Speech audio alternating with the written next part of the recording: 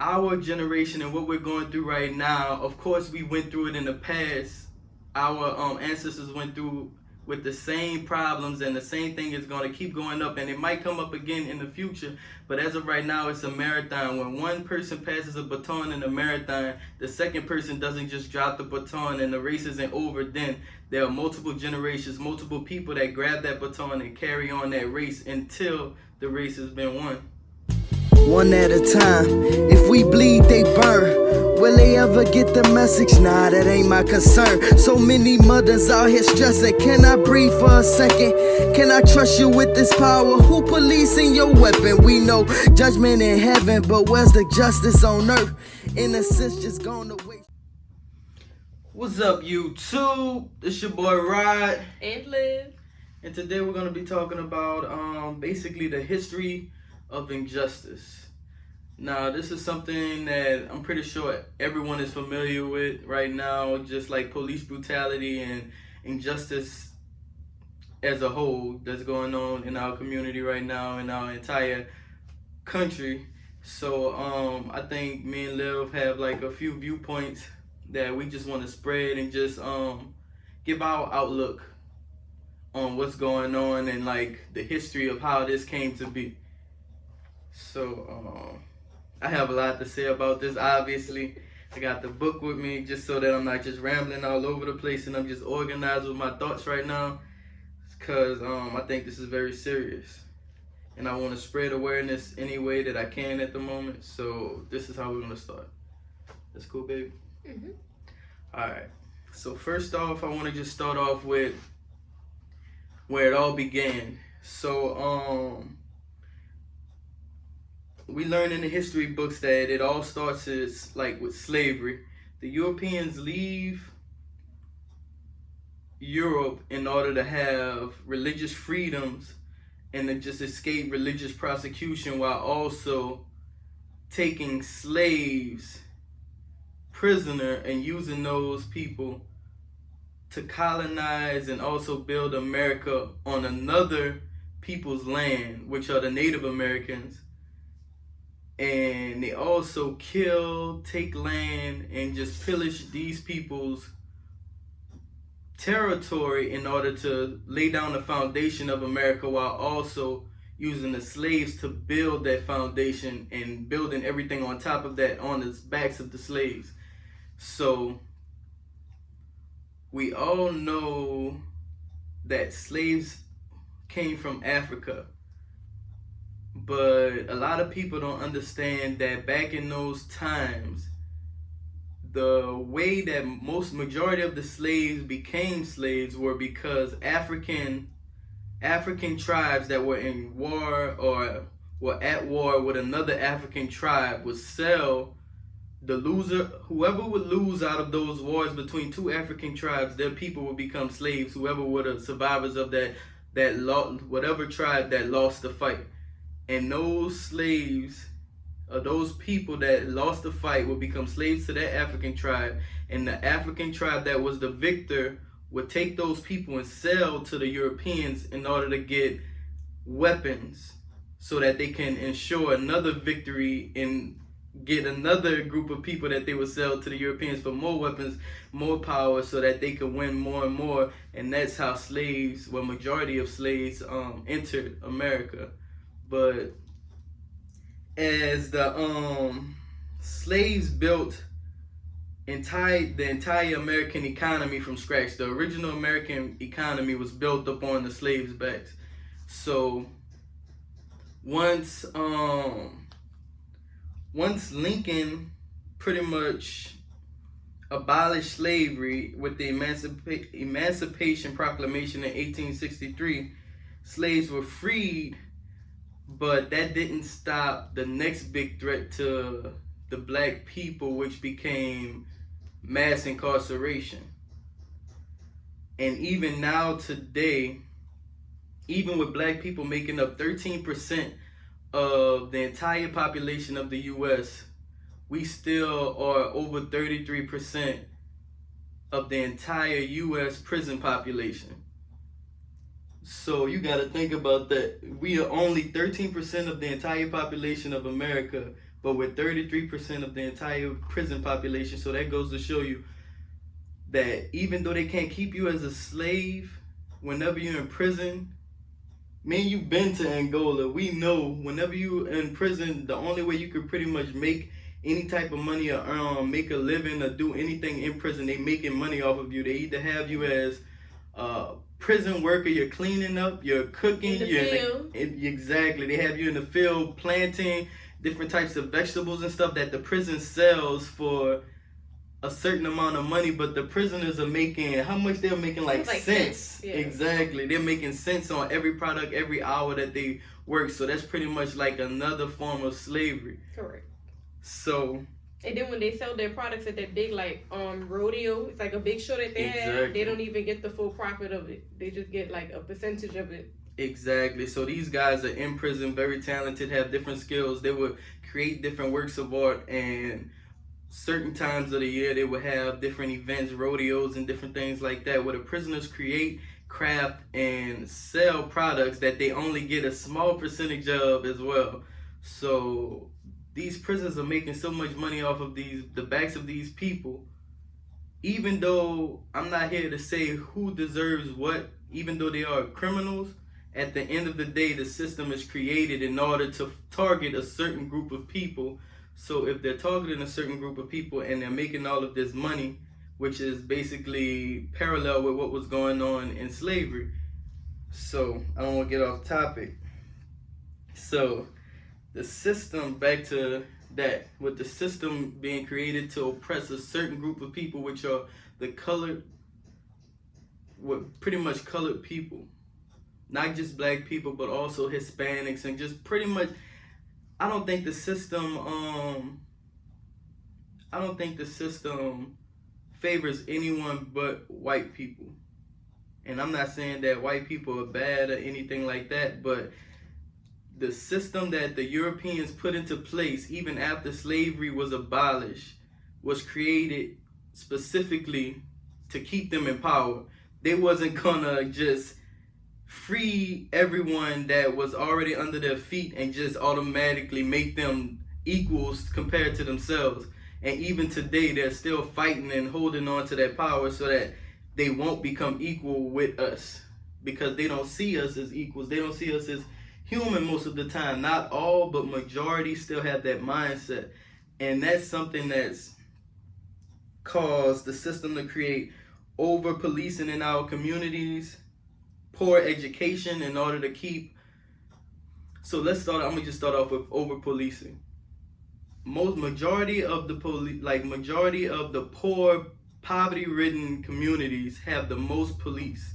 And they try to say it's because of crime, it's because of this, but everything is put into place in order to cause those police to be there. They give you poor education so that you're already more likely to drop out of school in this environment. You already have you have less knowledge than someone that was born in a better community or a more high middle class to high class environment.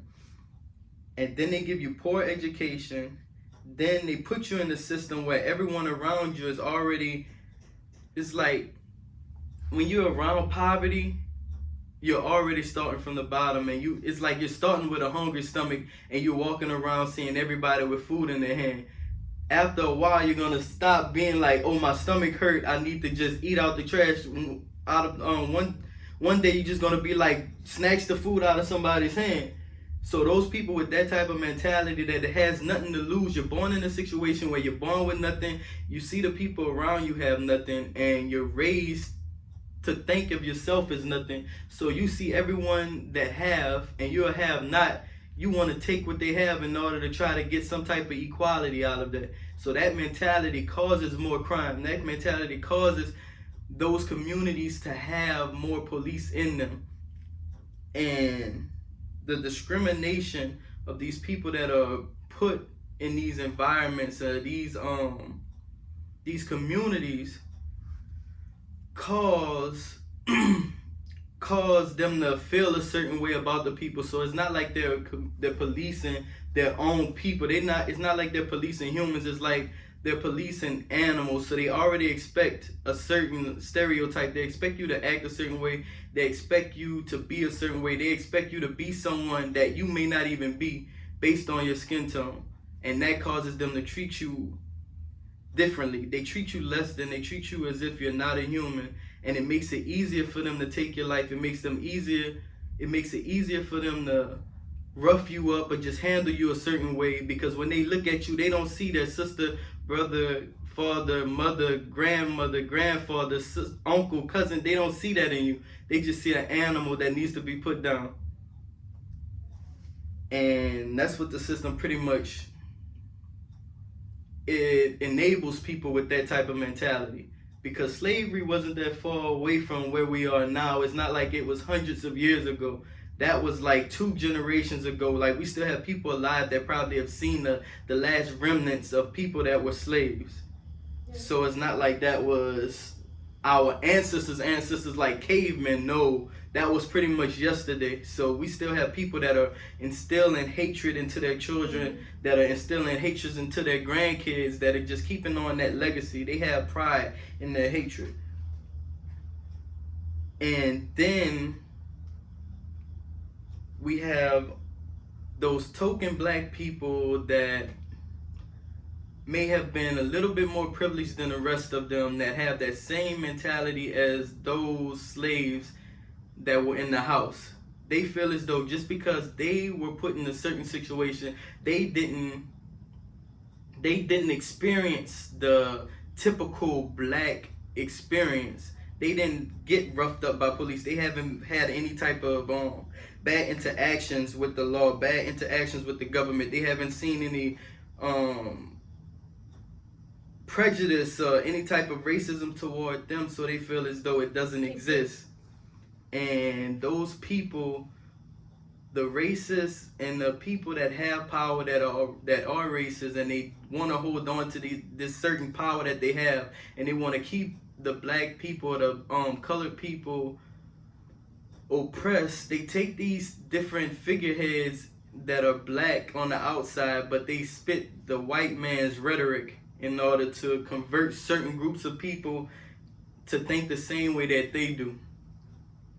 And this causes the same type of conflict back in the days, like when you would have the house slaves pretty much telling on the field slaves anytime they would try to congregate or come together to try to find some type of freedom or make a way to escape the oppression that they were in. But you had those slaves that were in the house being treated just a little bit better than the ones that were outside in the more harsh conditions, and they would feel as though I'm not as bad of I'm not in a bad of situation as you, so I'm not gonna put my life on the line. I'm not gonna put my my name on the line. I'm not gonna put my career on the line in order to better your situation, because I haven't experienced that situation.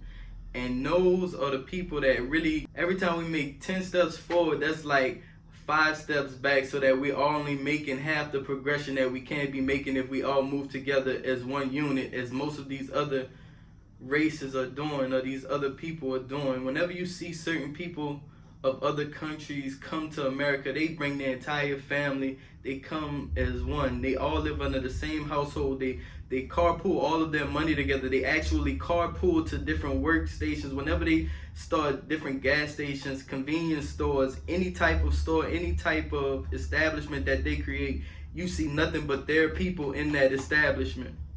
And that's how they keep their people fed, and that's how they keep their own economy that they're starting to grow within America strong, while we bicker and we try to shortchange each other, or we try to take advantage of our own community. When we have different black-owned businesses, the prices are too high. We have black-owned businesses, we'd rather spend money with another race or another people in order to another community, just because we think the quality is better. And those are other things that are keeping us behind. So whenever you have people that normalize racism, So if you have a child grown up within a racist family that doesn't even understand what racism is, they only see a human being, a child. When they see another child of a different color, they see a child in their eyes. They see a child and they treat them as if they are human just as they are. But as they grow up, the people within their family is saying, oh no, that child is less than you are. That child doesn't have what you have. They don't have that because you're better than them. As that child constantly hears that and they repeat it amongst their peers that have been raised the same way, it becomes normalized because those are different enablers that's all they were taught until they start making different TikToks. They get on Twitter just repeating these different things when they have the comfort of that screen between them and reality, and they think that nothing is wrong with it. They don't understand the implications of this hatred that they're spreading and how it can actually cause something or someone to lose their life, as George Floyd did not so long ago. So I know I'm rambling on, babe. If you want to say anything, you can always just say something. I don't know. I'm probably just going off right now. I'm listening to your points. Okay. But my thing is solutions. The only way we could truly, from my point of view, there is no actual positive 100% answer to what's going on, and I don't see anything as of right now being changed overnight. Even with these protests that are going on, a lot of people want, like I've gotten into many arguments, conversations, debates over, or is this the right way to protest? Is this protest even making a difference? And I just look back at what Malcolm X did, what Martin Luther King did, and many more before us, and all that they laid on the line, all that they went through, and the different systematic changes that went into place to get rid of different acts of racism, prejudice, discrimination. And I look at it as if it's a marathon. Our generation and what we're going through right now, of course we went through it in the past. Our ancestors went through with the same problems, and the same thing is going to keep going up, and it might come up again in the future. But as of right now, it's a marathon. When one person passes a baton in a marathon, the second person doesn't just drop the baton and the race isn't over then. There are multiple generations, multiple people that grab that baton and carry on that race until the race has been won. And that is the only way we can get through this right now, but us, our generation, doing our part. You don't have to go out and protest physically, being on the front lines, you don't have to riot, you don't have to be on the front line screaming in the face of the police, but take your talents, take your voice, take any platform that you have, take the ears of your peers and spread awareness any way that you feel as though you can. And you can play your part to spread awareness in any shape or form, small or large. You just have to do something. You can't sit on your hands and be like, this isn't my fight. This is our fight. As long as you have the same skin as I do or any shade closer to it and you're not considered white, this is your fight. You might be privileged, but your brother, your father, your sister, your daughter, your granddaughter, one of them may find themselves in the same position or the same circumstances as George Floyd, and then you can't sit there and be like, oh, this is the time when I step in, when that may be the time when it's too late for you to step in now that life has been gone, when you could have set into motion a type of systematic change that could have kept that from happening. So back to solutions. Solutions. I think first off, we must support our black businesses. Even though it may be hard sometimes, we must support our black businesses. We must put money back into our communities. We must give our support anyway, even through promotion, through social media, any type of platform. We must support and put our people on the front line, as in putting them in a position to gain more wealth within our communities. Point two, our businesses must support our people as well. You can't create a black business and then have hats and different items of clothing that cost so much money to the point where you know our people will not be able to spend that much money. You have to meet each other halfway. We have to be able to support our people, also know that we're getting quality for our money, and also present quality to our community, and also don't ask for an arm and leg in return in order to get that support. 3, we must teach each other and spread our knowledge and skills amongst our own community and amongst our people, even our families. If you learn something, if you know something, when it comes to stocks, any type of economic knowledge, when it comes to selling property, buying any type of stock, shares, Bitcoin, any type of knowledge, even if you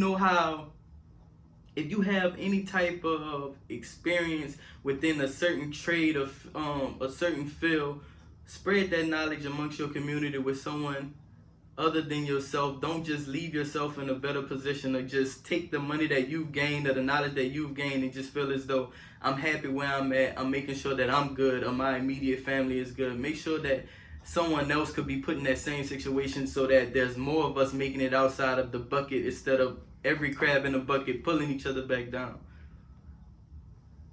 4, we have to support and produce positive programs within our communities, as in building up these parks that are broken down, create different type of recreational clubs or events to go on, just to keep our youth occupied and just with around positive role models, both women and men, that have made it to a better situation, that are that can just be a great example, rather than having their only example in their community be drug dealers, different rappers, and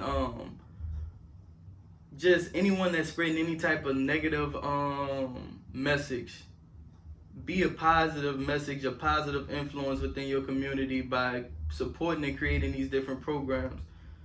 5, also, this may be the hardest one, but whenever you find yourself in a situation where you're met with ignorance, or someone that may have these different prejudice outlooks, if you even meet them online or something like that, you come across a certain comment, try your best to spread positivity, not by just trying to be smiley, or just everything is all happy, but actually educate them on why they are wrong in their viewpoints, and actually produce some type of knowledge or some type of information, so that even if they don't understand what you're saying, or if they don't take your words or your knowledge that you're giving to them at face value, someone will come across that tweet, someone will come across that comment, and actually learn from what you have said, instead of just being like, oh, they're ignorant, they will stay ignorant, and I don't have the time to deal with that. So the more positivity and education you spread out into the world, the more people that will be positive and educated. And my last point, I just thought about this, but just speaking about rappers and stuff like that, like, the system isn't only about the law. These industries, these different Hollywood programs and stuff like that, they promote negativity. They get views, clicks, likes off of negativity. So they push out negative rappers with negative messages, negative views, with different negative videos, showing, just exploiting yourself, so that they can make that normalized, so that you can stay with that same mentality, that same idea, why these rappers aren't living the life that they're sitting there preaching to you. They're not presenting themselves the same way that you are trying to present yourself in order to keep up with them, while the white man just stands there laughing at you, while he doesn't even entertain those type of stereotypes or that type of way of living, because that's just another way to hold you back. So I just say, me as a rapper, to other rappers out there, just spread your own message. Don't get caught in the sauce trying to just ride the clout wave based on becoming relevant just because rapping about drugs, money, sex is what get the clicks. If everyone starts rapping more positivity about making them, a better way, and just like spreading the message, similar to Kendrick, J. Cole, Andre 3000. That type of rap will become what they will have to push in order for others to support it. So that's all I have to say on the subject right now. Ooh, that was a mouthful. I don't know why I fitting on that one. But yeah, I just really I'm very passionate about just how everything came to be and just what's going on right now in society. And not everybody is able to go out and protest because of different jobs and stuff they have to support for their families, but you have to spread awareness and play your part any way that you can, any platform that you have. And that's how I feel. But once again, educate, love each other, and support positivity. We out. I can't sleep, I can't drive, I can't live, I can't die, I can't walk, I can't run, I can't breathe. They gon' hunt me down. They gon' hunt me down. I can't sleep, I can't drive, I can't live, I can't die, I can't walk, I can't run, I can't breathe. They gon' hunt me down. They gon' hunt me down, nigga. I can't sleep, I can't drive, I can't live, I can't die, I can't walk, I can't run, I can't breathe. They gon' hunt me down. They gon' hunt me down, man.